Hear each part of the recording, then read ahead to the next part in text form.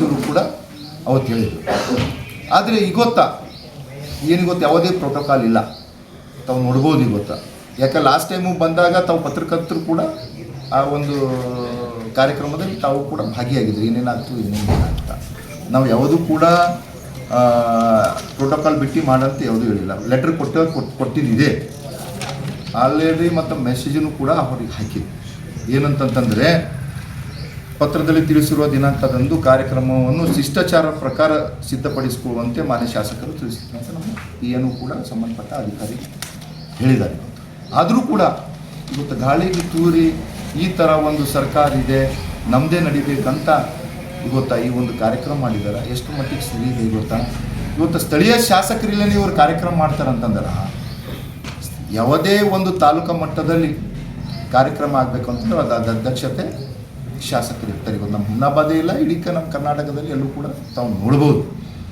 ಇವತ್ತು ನಾನು ನಿನ್ನೆನೂ ಕೂಡ ಮಂತ್ರಿಯವರಿಗೆ ಹೇಳಿದೆ, ಸರ್ ಈ ಥರ ಮಾಡೋದು ತಪ್ಪಾಗ್ತದೆ, ಈಗಾಗಲೇ ಆಗಿದೆ, ನಿಮಗೆ ಮಾಡೋದಿತ್ತು ಅಂತಂದ್ರೆ ಈಗಾಗಲೇ ನಮ್ಮ KKRDBನಲ್ಲಿ CM ಇದರಲ್ಲಿ ನಮಗೆ 100 ಕೋಟಿ ರೂಪಾಯಿ ಇದೆ. ಅವೆಲ್ಲವನ್ನೂ ಕೂಡ ತಮ್ಮ PAಗೆ ಕೊಡ್ತೀನಿ, ಅದಕ್ಕೊಂದು ಡೇಟ್ ಕೊಡ್ರಿ, ಎಲ್ಲರ ಕಲ್ತು ಮಾಡೋಣ. ಇದೇನು ಯಾವುದು ಕೂಡ ಇವತ್ತು ನಾವು ಕ್ಷೇತ್ರದಾಗ ಮಾಡಿದೋ ಅಂತಂದರೆ ಯಾವುದಕ್ಕೂ ಕೂಡ ಬರಲ್ಲ. ಇವತ್ತು ಅವ್ರು ಮಾಡ್ಯಾರಂದ್ರೆ ಅವರಿಗೂ ಕೂಡ ಬರಲ್ಲ. ಇದೇನು ಜನಸಾಮಾನ್ಯರಿಗೆ ಉಪಯೋಗ ಆಗಬೇಕು. ಇದು ಕಿತ್ತೂರು ರಾಣಿ ಚೆನ್ನಮ್ಮ ವಸತಿ ಶಾಲೆ ಏನು ಪರಿಶಿಷ್ಟ ಜಾತಿ ಮಕ್ಕಳಿದ್ದಾರೆ ಅವ್ರಿಗೆ ಒಳ್ಳೆಯ ವಿದ್ಯಾಭ್ಯಾಸ ಮಾಡಬೇಕಂತ ಈ ಒಂದು ಯೋಜನೆ ಇದೆ.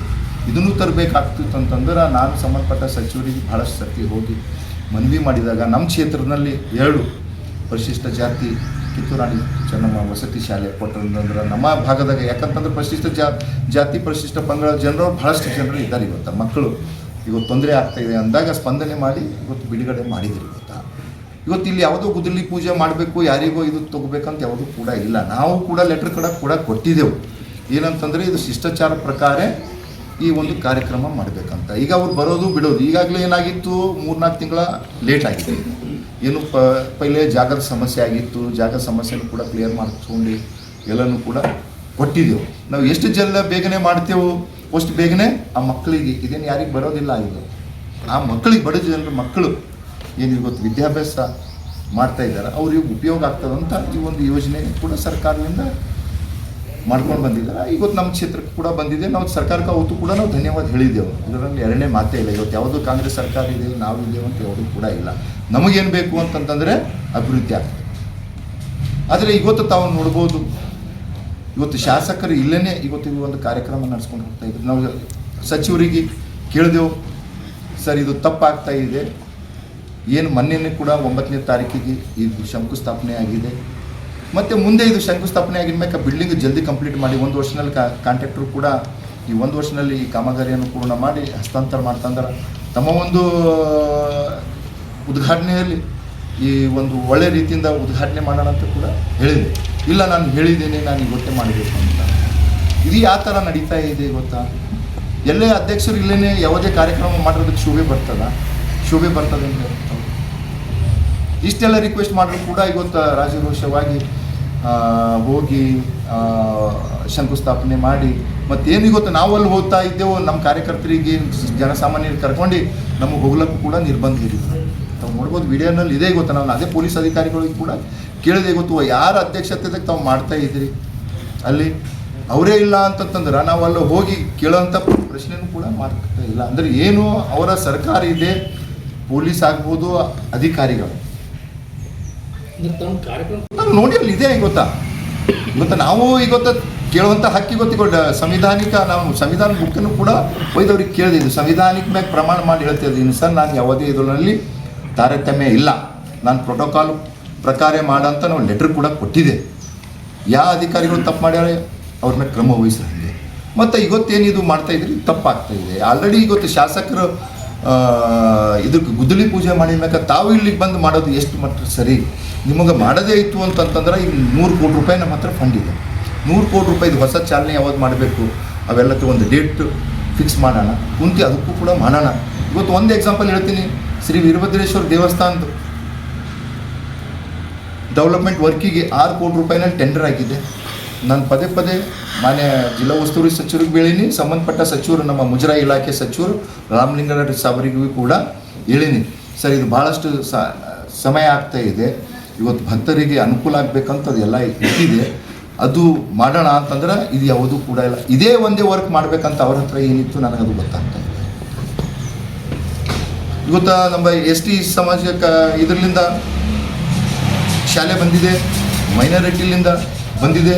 ಇದೇ ಥರ ನಿಮ್ಗೆ ಹೇಳ್ತೀನಿ, ಇನ್ನೊಂದು ನಮ್ಮ ಹಳಕೇರಿಕೆಯಲ್ಲಿ ಮೈನಾರಿಟಿ ಡಿಪಾರ್ಟ್ಮೆಂಟ್ಲು ಕೂಡ ಅಲ್ಲೂ ಕೂಡ 17 ಕೋಟಿ ರೂಪಾಯಿದು ಒಂದು ಯೋಜನೆ ಬಂದಿತ್ತು. ಅವಾಗೂ ಕೂಡ ಹೇಳಿದೆ ನಾನು, ಸರ್ ಇದು ಬೇಗನೆ ತಾವು ಬನ್ನಿ, ದೊಡ್ಡ ಕೆಲಸ ಇದೆ, ಬಂದರೆ ಒಳ್ಳೇದಾಗ್ತದೆ, ಎಲ್ಲರಿಗೆ ಶಿಷ್ಟಾಚಾರ ಪ್ರಕಾರ ಕೆಲಸ ಮಾಡೋಣ ಅಂತಂದ್ರೆ ಡೇಟ್ ಟು ಡೇಟ್ ನೋಡೋಣ ಅಂತ. ಏನಾಗ್ತಾ ಡಿಪಾರ್ಟ್ಮೆಂಟ್ದಾಗ ಹೆಂಗಿರುತ್ತೆ ಅಂತಂದರೆ, ನಾವು ಬೇಗನೆ ಜಲ್ದಿ ಕೆಲಸ ಪ್ರಾರಂಭ ಮಾಡಿಲ್ಲ ಅಂತಂದ್ರೆ ನಾನ್ ಸ್ಟಾರ್ಟೆಡ್ ವರ್ಕ್ ಅಂತ ಸರ್ಕಾರ ಮತ್ತೆ ಆ ಅನುದಾನ ಹಿಂದಕ್ಕೆ ತಗೋಬೋದು ಅಂತ ನಾನು ಕಾಂಟ್ಯಾಕ್ಟಿಗೆ ಅಂದ. ಇಲ್ಲಪ್ಪ ಈಗ ಟೈಮ್ ಆಗ್ತಾ ಇದೆ, ನೀವು ಪ್ರೋಗ್ರೆಸ್ ಕೊಡಲು ಹೋದ್ರು ಅಂತಂದ್ರೆ ಸರ್ಕಾರ ಮತ್ತೆ ಇದಾಗ್ತದೆ, ಮತ್ತು ಬಡ ಜನರಿಗೆ ನಮ್ಮ ಸಲಕಿಂದ ಹಾಳಾಗಬೇಡ್ದಂತ ಅದನ್ನು ಕೂಡ ಕೆಲಸ ಪ್ರಾರಂಭ ಇವತ್ತು ಅದು 8 ತನಕ ಕೆಲಸ ಆಗಿದೆ. ಆದರೆ ಈ ಥರ ಒಂದು ಸರ್ಕಾರ ಇದೆ ಅಂತ ಈ ಥರ ಮಾಡೋದು ತಪ್ಪು. ಇದ್ರ ಬಗ್ಗೆ ನಾನು ಕೂಡ ಪ್ರಿವಿಲೇಜ್ ಕಮಿಟಿಗೆ ಏನು ಅಧಿಕಾರಿಗಳು ತಪ್ಪು ಮಾಡ್ಯಾರ ಇದ್ರ ಬಗ್ಗೆ ಕ್ರಮ ವಹಿಸ್ಬೇಕಂತ ನಾನು ಉಸ್ತುವಾರಿ ಸಚಿವರಿಗೆ ಹೇಳೀನಿ.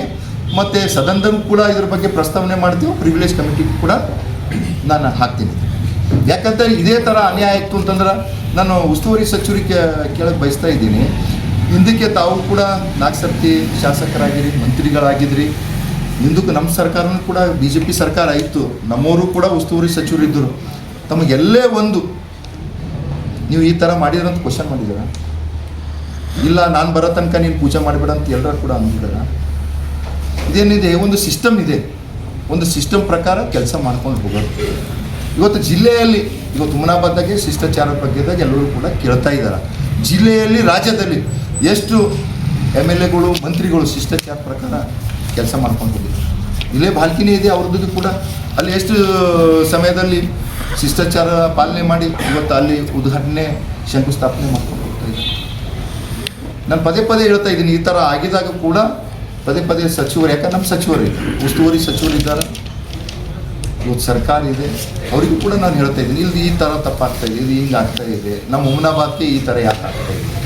ನಾವು ಯಾವುದೂ ಕೂಡ ನಾನೇ ಹೋಗಬೇಕು, ನಾನೇ ಮಾಡಬೇಕು ಅಂತ ಎಲ್ಲೂ ಕೂಡ ನಾನಿಲ್ಲ. ಏನು ಶಿಷ್ಟಾಚಾರ ಪ್ರಕಾರ ಎಲ್ಲರಿಗೆ ಕರಿಬೇಕಿದ್ದೀನಿ, ಯಾರ ಮನೆಗೆ ಬರೋದಿದೆ, ಯಾರು ನನ್ನ ಮನೆಗೆ ಬರೋದಿದೆಯಾ? ಇದು ಜನಸಾಮಾನ್ಯರ ಒಂದು ಇದು ಇದೆ. ಇವತ್ತು ಜನಸಾಮಾನ್ಯರಿಗೆ ಉಪಯೋಗ ಆಗಬೇಕು, ಬಡ ಜನರಿಗೆ ಆಗಬೇಕು, ದಿನದಲಿತರಿಗೆ ಆಗಬೇಕು. ಈಗ ಇವತ್ತು ಇದು ಕಿತ್ತೂರು ರಾಣಿ ಚೆನ್ನಮ್ಮ ಇದರಿಂದ ನಾನು ಶಂಕುಸ್ಥಾಪನೆ ಮಾಡಿದ ಮೇಲೆ ಕೆಲಸ ಸ್ಟಾರ್ಟ್ ಆಗ್ತು, ಆಲ್ರೆಡಿ ವರ್ಕ್ ಇನ್ ಪ್ರೋಗ್ರೆಸ್. ಈಗ ಅವ್ರು ಮಾಡಿದ್ರಿಂದ ಏನು ಫಾಯ್ದಾ ಬಂತು ಅಂತ ಹೇಳಿ, ಇದರಿಂದ ಏನಾಗ್ತು? Credit war ಅಂತಿರೋದು. ಈಗ ನೋಡಿ, ಕ್ರೆಡಿಟ್ ವಾರ್ ಹೋಗ್ಲಕ್ಕ ತಮ್ಮದೇ ಸರ್ಕಾರ ಇದೆ, ತಮ್ಮ ಸರ್ಕಾರ ಕೊಟ್ಟಿದ್ದಕ್ಕೆ ನಾವು ಧನ್ಯವಾದ ಹೇಳಿದೇವಲ್ಲ. ಕ್ರೆಡಿಟ್ ನಿಮ್ಗೆ ಹೇಳಿದೇವಲ್ಲ, ನಿಮ್ಮ ಸರ್ಕಾರ ಇದೆ, ನೀವು ನಮಗೆ ಕೊಟ್ಟಿದ್ರೆ ಧನ್ಯವಾದ ಹೇಳಿದೆವು, ಮತ್ತೆ ಕ್ರೆಡಿಟ್ ವಾರ್ ಬೇಕು? ಇವತ್ತು ನಾನು ನನ್ನ ಮನೆಯಿಂದ ಹಾಕಿನಿ, ಇವತ್ತು ನಮ್ಮ BJP ಸರ್ಕಾರ ಕೊಟ್ಟಿದೆ ಅಂತ ಹೇಳ್ತಾ ಇದ್ದೇನೆ? ಇಲ್ಲ, ಇವತ್ತು ತಮ್ಮ ಸರ್ಕಾರ ಕೊಟ್ಟಿದೆ, ತಾವು ಉಸ್ತುವಾರಿ ಸಚಿವರು ಇದ್ದೀರಿ, ತಮಗೆ ಧನ್ಯವಾದ ಹೇಳ್ತಾ ಇದ್ದೀವಿ. ಇವತ್ತು ನಮ್ಮ ಹುಮನಾಬಾದ್ TMCಲಿಂದ CMC ಮಾಡಿದ್ರಿ, ಅವಗೂ ಕೂಡ ಅವ್ರ ಮನೆಗೆ ಹೋಗಿ ಬುಕ್ಕೆ ಕೊಟ್ಟು ಧನ್ಯವಾದ ಅಂತ ಹೇಳಿದ್ರೆ ಸಂಬಂಧಪಟ್ಟ ಸಚಿವರಿಗೆ ಹೇಳಿದ್ದೀನಿ, ಉಸ್ತುವಾರಿ ಸಚಿವರಿಗೂ ಕೂಡ ಹೇಳಿದ್ದೀನಿ. ಇದರಲ್ಲಿ ಯಾವುದೇ ತಾರತಮ್ಯ ಇಲ್ಲ. ಯಾಕೆ ಎಲೆಕ್ಷನ್ ಬಂದಾಗ ಪಾರ್ಟಿ ಪಕ್ಷ ಅವಾಗ, ಈಗೆಲ್ಲರೂ ಕೂಡ ನಮ್ಮ ಕ್ಷೇತ್ರಗಳು, ನಮ್ಮ ಜಿಲ್ಲೆ ಅಭಿವೃದ್ಧಿ ಆಗಬೇಕಂತ ನಾವು ಕೆಲಸ ಮಾಡ್ಕೊಂಡು ಹೋಗ್ಬೇಕು ಅಷ್ಟೇ. ಇದರಲ್ಲೂ ಕೂಡ ನಾವು ರಾಜಕೀಯ ಮಾಡ್ತೀವಿ ಅಂತಂದ್ರೆ ಎಷ್ಟು ಮಟ್ಟಿಗೆ ಸರಿ ಇದೆ? ಇವತ್ತೊಂದು ಶಾಸಕರಲ್ಲೇ ಇವ್ರು ಮಾಡ್ತಾರ, ಅಲ್ಲಿ ಅಧ್ಯಕ್ಷತೆನೇ ಇಲ್ಲೇ ಯಾವುದೋ ಒಂದು ಕಾರ್ಯಕ್ರಮ ಆಗುತ್ತೇನ್ರಿ? ಇವತ್ತು ಯಾವುದೇ ಇರಲಿ, ಇವತ್ತು ನಮ್ಮ ಸದನ ನಡೀತದ ಸರ್. ನಿಮಗೂ ಕೂಡ ನಾನು ದೂರವಾಣಿ ಮೂಲಕ ಯಾವಾಗ ಶಂಕುಸ್ಥಾಪನೆ ನಾನು ಡೇಟ್ ಕೊಟ್ಟಿನಿ ಅವತ್ತ ಕೇಳಿದೆ. ಇಲ್ಲ, ಅವಾಗ ಪ್ರೋಟೋಕಾಲ್ ಪ್ರಕಾರ ಆಗಿಲ್ಲ, ನಾನು ಇವತ್ತು ಮಾಡ್ತೀನಿ ಅಂತಂದರೆ ಎಷ್ಟು ಮಟ್ಟಿಗೆ ಸರಿ ಇದೆ? ಇವತ್ತು ಎಲ್ಲ ಕಡೆ ಉಸ್ತುವಾರಿ ಸಚಿವರು ಬಂದು ಮಾಡ್ಲಿಕ್ಕೆ ಸಾಧ್ಯ ಇದೆ, ಇವತ್ತು ಮಾಡೋಕ್ಕಾಗುತ್ತಾ? ಇವತ್ತು ಜಿಲ್ಲೆನಲ್ಲಿ ಎಷ್ಟು ಕಡೆ ಹೋಗಿ ಮಾಡ್ತಾರೆ? ಯಾಕೆ ಇದು ಒಂದೇ ಕೆಲಸ ಮೇಲೆ ಮಾಡ್ಬೇಕಂತ ಏನಿದೆ? ನಾನು ಅದನ್ನೂ ಕೂಡ ಹೇಳಿದೆ. ಇವತ್ತೇನು ಸರ್, ನಮ್ಮಲ್ಲಿ 100 ಕೋಟಿ ರೂಪಾಯಿ ಫಂಡ್ ಇದೆ, ಅವು ಯಾವ್ಯಾವ ವರ್ಕ್ ತೊಗೊಂಬೋಣ, ಕರೀರಿ. ವೀರಭದ್ರೇಶ್ವರ ಗುಡಿದು ಪೆಂಡಿಂಗ್ ಬಿದ್ದಿದೆ, ಅಲ್ಲಿ ಒಂದು ಕಾರ್ಯಕ್ರಮ ಮಾಡೋಣ. ಅದ್ರನ್ನಲ್ಲೇ ಪೂರ ಇವೆಲ್ಲ ವರ್ಗಗಳು, ಎಲ್ಲ ಹಳ್ಳಿಗಳಿರ್ಬೋದು, ಏನೇನು ಅಭಿವೃದ್ಧಿಗಳ ಕಾರ್ಯಕ್ರಮಗಳು ಇದೆ ಅವೆಲ್ಲವೂ ಕೂಡ ತಮ್ಮ ಒಂದು ಉದ್ಘಾಟನೆಯಲ್ಲಿ ಮಾಡೋಣ. ನನ್ನ ಅಧ್ಯಕ್ಷತೆ ತಮ್ಮ ಉದ್ಘಾಟನೆ, ಮುಖ್ಯ ಅತಿಥಿಗಳು MLCಗಳು ಬರ್ತಾರೆ, MP ಅವರು ಬರ್ತಾರೆ, ಘನ ಉಪಸ್ಥಿತಿ ರಹೀಂ ಖಾನ್ ಅವ್ರು ಬರ್ತಾರೆ, ಮತ್ತು ಸಂಬಂಧಪಟ್ಟ ಸಚಿವರು ಬರ್ತಾರೆ, ಎಲ್ಲರಿಗೂ ಕರೆಯೋಣ, ಒಂದು ಭವ್ಯವಾದಂಥ ಕಾರ್ಯಕ್ರಮ ಮಾಡೋಣ ಅಂತ ಅದನ್ನು ಕೂಡ ನಾನು ಮನವಿ ಮಾಡಿದೆ. ಆದರೆ ಏನು ಗಾಳಿ ತೂರಿ ಈ ಥರ ಮಾಡೋದು ನನಗೂ ಎಷ್ಟು ಮಟ್ಟಿಗೆ ಅವ್ರಿಗೆ ಸರಿ ಅನಿಸ್ತಿದೆ ನನಗೆ ಗೊತ್ತಾಗ್ತಾ ಇಲ್ಲ. ನಾನು ಕೈ ಜೋಡಿಸಿ ಹೇಳಿದೆ, ಸರ್ ಇದು ಮಾಡೋದು ತಪ್ಪದಂತ ಅವ್ನು ನೋಡ್ಬೋದು ವಿಡಿಯೋದಲ್ಲಿ. ಕೈ ಜೋಡಿಸಿ ಹೇಳಿದೆ, ಸರ್ ಇದು ಮಾಡೋದು ತಪ್ಪಿದೆ, ಇದು ಮಾಡ್ಲಿಕ್ಕೆ ಹೋಗ್ಬೇಡ್ರಿ, ನಾಳೆ ತಪ್ಪು ಸಂದೇಶ ಹೋಗ್ತದೆ ಜನರಿಗೆ. ಯಾಕೆ ನಮ್ಮದೊಳಗೆ ಗೊತ್ತಾ, ನಾನು ಶಾಸಕನಿದ್ದೀನಿ, ತಾವು ಉಸ್ತುವಾರಿ ಸಚಿವರಿದ್ದೀರಿ, ಸರ್ಕಾರ ಇದೆ, ನಾವು ಎಲ್ಲರೂ ಕಲ್ತು ಮಾಡಿದಾಗ ಮಾತ್ರ ಅಭಿವೃದ್ಧಿ ಮಾಡೋಕ್ಕೆ ಸಾಧ್ಯ ಇದೆ. ನಾವು ನಮ್ಮನ್ನಬಲ್ಲೇ ತಾರತಮ್ಯ ರಾಜಕಾರಣ ನಾವು ಇದ್ರೊಳಗೆ ಮಾಡ್ಕೊಂಡು ಹೋದೇವು ಅಂತಂದ್ರೆ ಅಭಿವೃದ್ಧಿ ಮಾಡೋಕ್ಕೆ ಸಾಧ್ಯ ಇಲ್ಲ. ಸರ್ ಪ್ಲೀಸ್ ಮಾಡಬೇಡಿ ಅಂತ ತಾವು ನೋಡಿ ವಿಡಿಯೋನಲ್ಲಿ ಕೈ ಜೋಡಿಸಿ, ಮತ್ತು ನಾನು ಯಾವ್ದು ಏನೂ ಅಂದಿಲ್ಲ, ಇದು ತಪ್ಪಾಗ್ತಾಯಿದೆ ಸರ್, ಇವತ್ತು ಇದು ಮಾಡೋಕ್ಕೆ ಹೋಗ್ಬೇಡ್ರಿ ಅಂತ ಕೈ ಜೋಡಿಸಿ ಕೂಡ ಹೇಳಿದೆ. ಆದರೂ ಕೂಡ ತಮ್ಮ ಸರ್ಕಾರ ಇದೆ, ಪೊಲೀಸ್ ಅಧಿಕಾರಿಗಳಿಗೆ ದುರ್ಬಳಕೆ ಮಾಡ್ಕೊಂಡು ಇವತ್ತು ಶಾಸಕರಿಗೆ, ಒಂದು ಅಧ್ಯಕ್ಷರಿಗೆ ಹೋಗಿ ಇವತ್ತು ಅರೆಸ್ಟ್ ಮಾಡ್ತಾರೆ.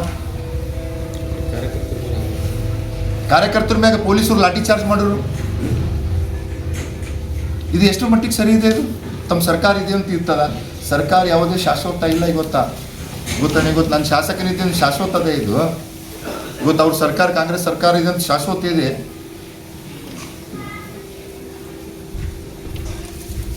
ನಿಮಗೇನು 2 ಸರಿ ಯಾಕಾಯ್ತು ಅಂತ?